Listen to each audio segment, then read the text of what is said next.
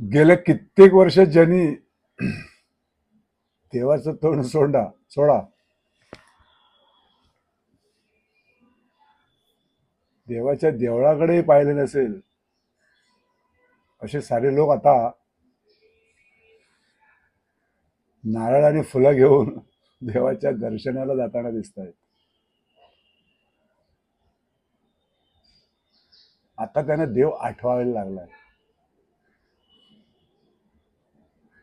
इकडे तर तुम्ही देवाला नाकारता, सगळं काही पैशाने होतं असं म्हणता. का तुम्हाला आठवण येते देवाची? कशासाठी? की आमचा पैसा खर्च होऊ नये किंवा झालेला खर्च वाया जाऊ नये म्हणून तुम्हाला देव आठवतो का?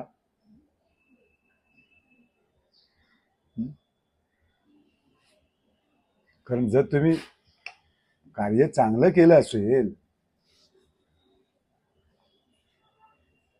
तर तुम्हाला देव आठवायची गरज नाही, कारण देव हा चराचरात आहे.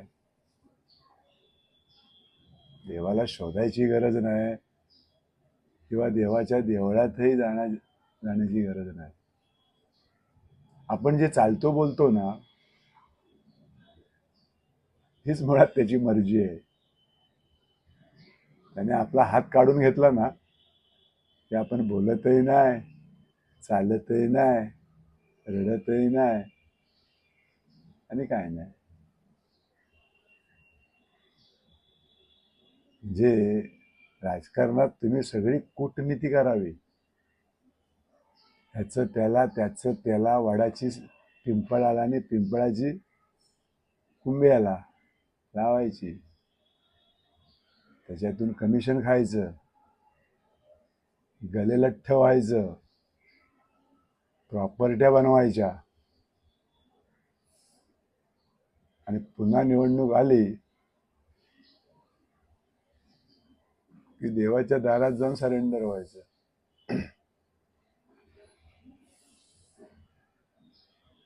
मुद्दा काय आहे? आपला जो मतदार आहे ना, हाच आता मुळात चमत्कारी व्हायला लागलाय.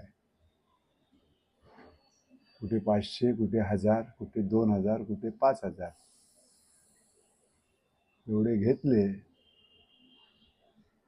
की हे आपले मत विकायला मोकळे.